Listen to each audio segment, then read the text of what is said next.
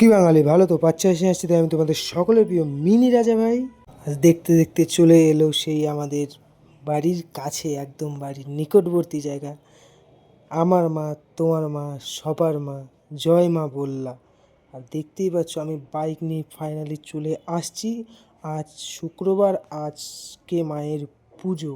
আর তোমরা কে কে এসছো বা আসবে, কারা আসার জন্য এতটা আগ্রহী, সবাই অল্প কমেন্টে জানাবে। আর সবাই কিন্তু কমেন্টে অবশ্যই বলবে জয় মা বললা।